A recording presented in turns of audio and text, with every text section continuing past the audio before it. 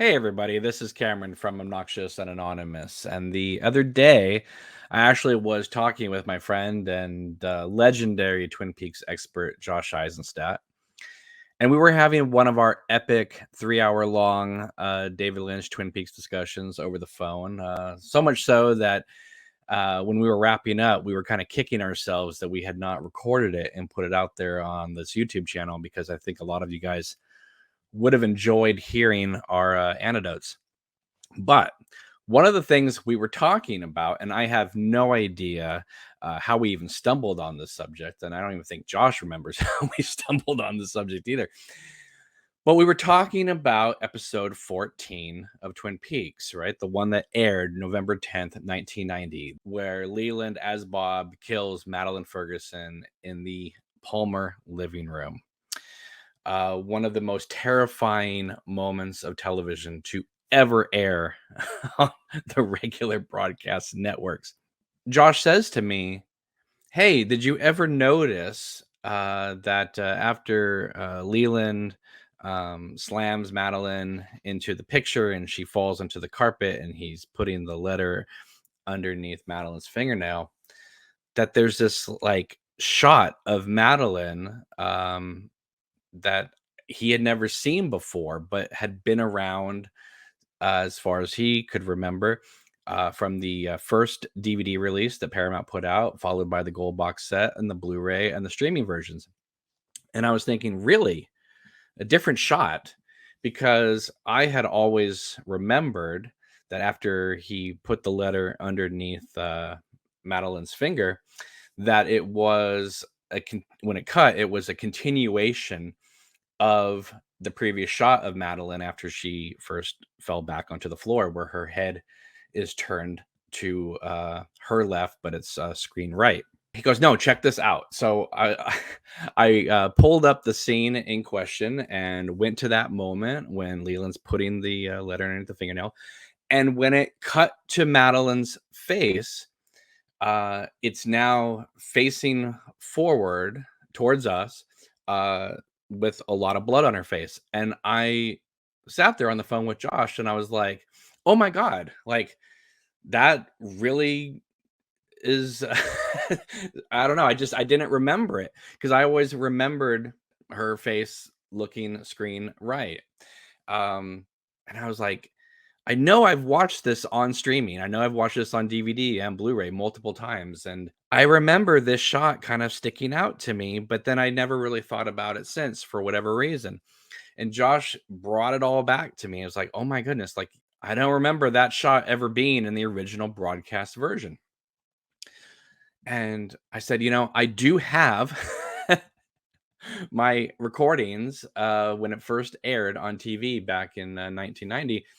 I'm going to pull this out and we're going to compare and contrast these shots and make sure that, that this is indeed a new shot. I'm not crazy that because again, having watched the series many, many times from my tapes, I remember Madeline's face being turned left, screen right, not facing forward, covered with blood. I don't even know if it was a continuation of the shot per se or just a freeze frame, because Twin Peaks has used freeze frames for a number of shots throughout the series, as well as the film Fire Walk with Me.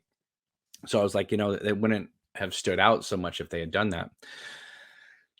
But in order to look at these original recordings, I, had to pull out the old TV and one of my VCRs and hook everything up. And so I find the tape that, this infamous episode is on. I pop it in the VCR. Immediately, after 33 years, the VCR ate my tape. I was speechless. And I realized I was going to have to break open this VCR to get my tape out and try to salvage it to the best I could. But before I did that, I found another VCR and hooked that up. And I remembered I had a compilation tape made years and years ago, I think around 1994, when I went off to college, and I didn't want to have to take all my Twin Peaks tapes with me. So what I did was I kind of duped a lot of my favorite scenes together on one tape so I could take that tape with me.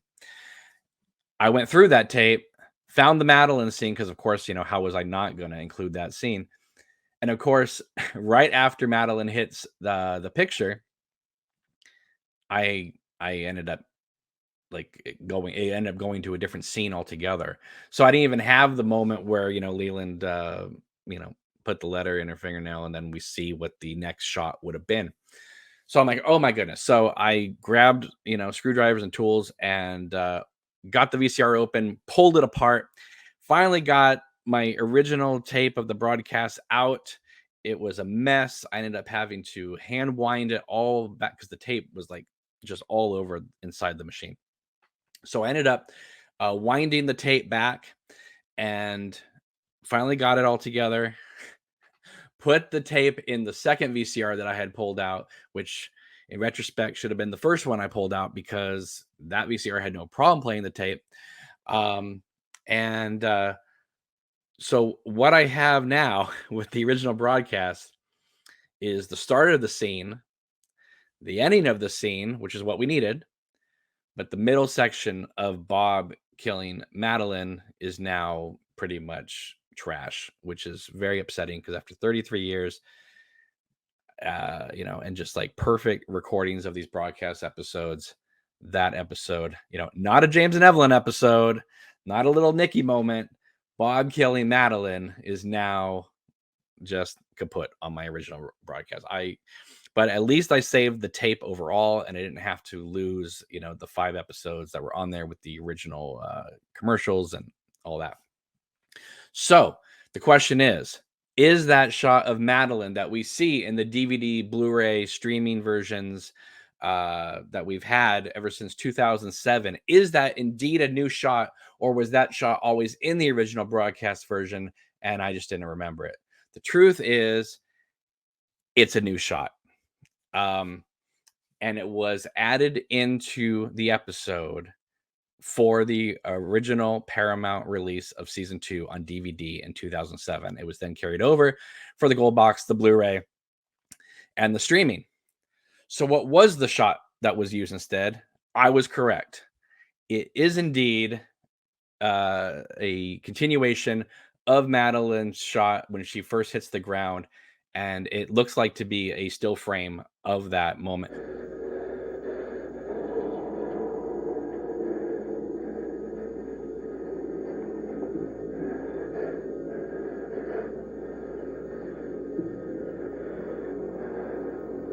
Same audio that we hear in all the versions moving forward, but it looks like the shot of Madeline where she's facing forward with all the blood on her face was probably just too much for ABC.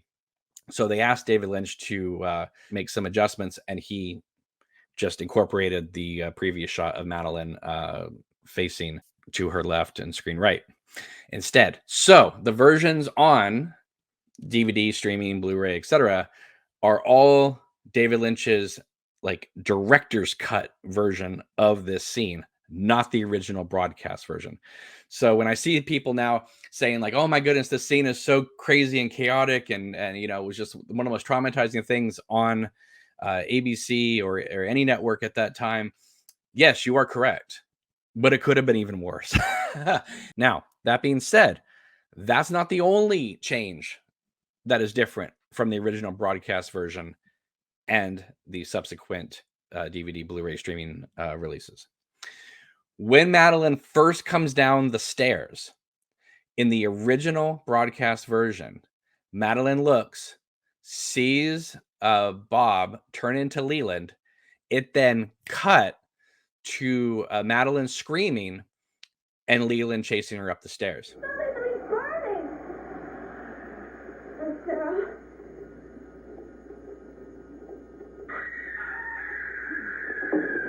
Now, if you look at the DVD, Blu-ray, and streaming versions, what you get is Madeline coming down the stairs, sees Bob turn into Leland, and then Leland takes off after Madeline, She screams, then it cuts back to him racing towards the camera for a second shot before they make their way up the stairs.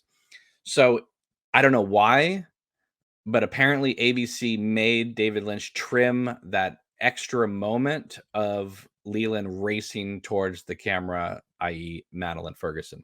So again, the DVD, Blu-ray streaming versions that we have now is the full director's cut of David Lynch's original scene, which includes Leland racing towards Madeline first before she screams, as well as the front shot of Madeline on the ground with her face covered in blood.